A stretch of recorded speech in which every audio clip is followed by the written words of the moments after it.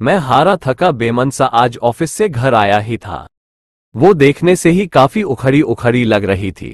उसकी मनोदशा देखते ही मैं समझ गया था कि जरूर ही कोई तो बात है, इसलिए मीनाक्षी इतनी रूखी रूखी सी लग रही है। मीनाक्षी, क्या बात है, आज तुम कुछ उखड़ी उखड़ी सी लग रही हो। तो उसने मुझे खा जाने वाली नजरों से देखा और भड़कते हुए बोली, आपको क्या है? फिर चाहे बेटी ट्यूशन से फीस न देने की वजह से बेइज्जत करके भगा दी जाए, या फिर बेटे पर स्कूल ड्रेस के जूते न होने की वजह से उसके स्कूल की फुटबॉल टीम में खिलाने से मना कर दिया जाए। आपको क्या? आपको तो बस सुबह 9 बजे जाने और शाम को 8 आने और फिर चद्दर तान के सो जाने के अलावा एक पल की भी चिंता नहीं है। और न मेरा कोई ख्याल, डॉक्टर ने पिछले महीने ही दवाई कराने को कहा था। नहीं तो मर्ज कभी भी अपने पैर जरूरत से ज्यादा पसार सकती है। कभी तुमने ध्यान से देखा है मेरे चेहरे की ओर? ये झुर्रियां, बेउम्र पकते हुए बाल, जवानी में ही बुढ़िया बनती जा रही हूं। एक पैसे की दवा नहीं नसीब नहीं है मुझे। ये सब तो छोड़ो, गर्मी में बच्चे तपते रहते हैं। एक पुराना कूलर लेने तक की हिम्मत नहीं हो रही है तुम्हारी। मैं बेड पर बैठा नजरें झुकाए अपनी नाकामी पर शर्मसार हो रहा था। बीवी बच्चों की परवरिश और उनकी जरूरतों का ध्यान रखना मेरा कर्तव्य है, पर क्या करूं? ये मेरा दुर्भाग्य ही तो है। कहने को तो देश तरक्की कर रहा है, लोग खुश हैं, पर मैं कैसे कह पाऊं कि मैं बढ़ती महंगाई और बेरोजगारी की वजह से दिन व दिन जरूरतों के बोझ तले दबता जा रहा हूं।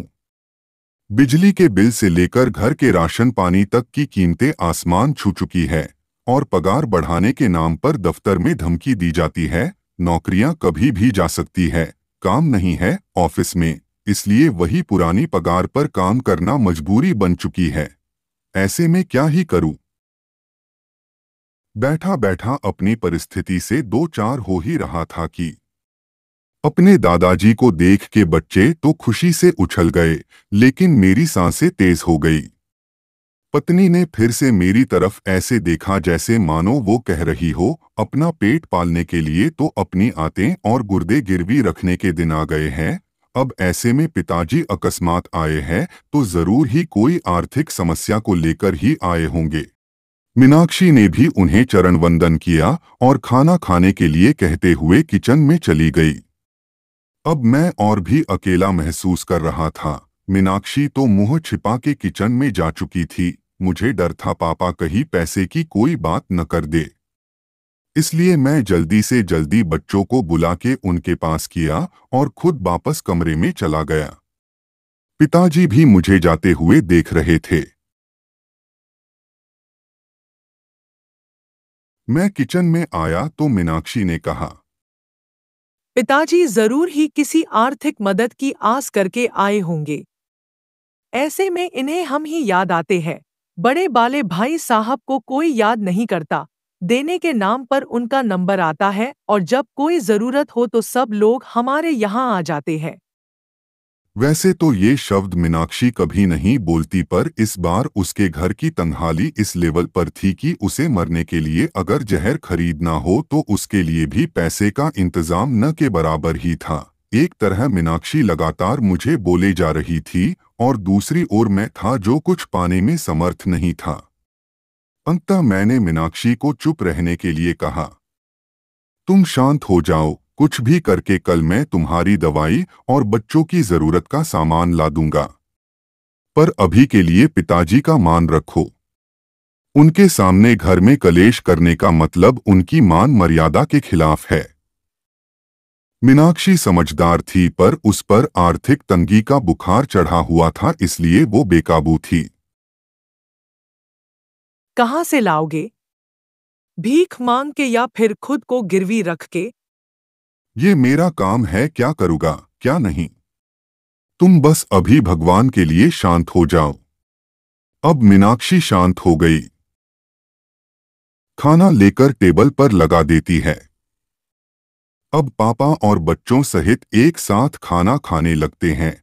खाना खाते टाइम पापा ने एकाएक मेरी ओर देखा और पास बैठने को कहा। मेरी सांसें और दिल दोनों ही तेज हो गया।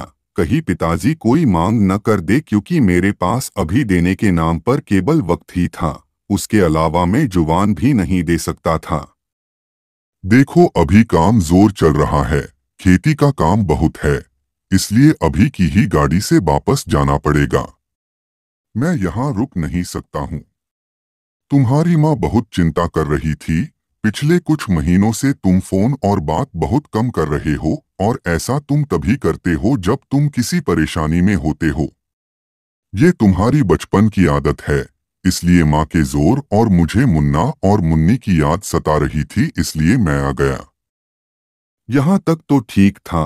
अब मैं अवाक बैठा था कि अब पापा क्या कहने वाले हैं। मैंने एक नज़र मीनाक्षी को देखा तो वो किचन की चौखट पकड़े पापा की आड़ किए हुए खड़ी थी, और पापा आगे क्या कहने वाले हैं जानने के लिए उत्सुक हो रही थी।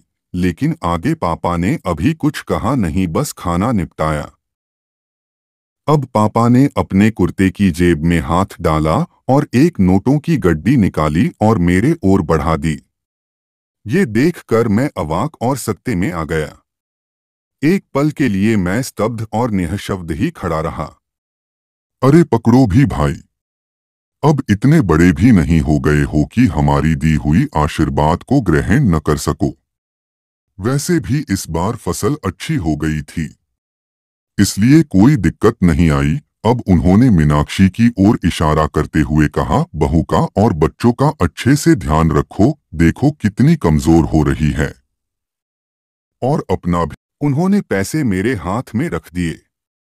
मेरी आंखें भर आई थी और वो बचपन के दिन याद आ गए जब पापा हमें स्कूल जाते वक्त 4 आने ऐसे ही हाथ फैलाने पर रख दिया करते थे। पर बस अंतर इतना होता था, उस वक्त मेरी आंखें झुकी हुई नहीं बल्कि प्यार और दुलार से ऊंची होती थी। फिलहाल मीनाक्षी और मैं दोनों ही गलत साबित हो चुके थे, इसलिए खुद की नजरें खुद से ही नहीं मिल पा रही थी। सच में बच्चों के लिए माँ बाप बोझ हो सकते हैं, पर माँ बाप के लिए बच्चे कभी भी बोझा नहीं होते, वे हमेशा उनका ध्यान रखते हैं।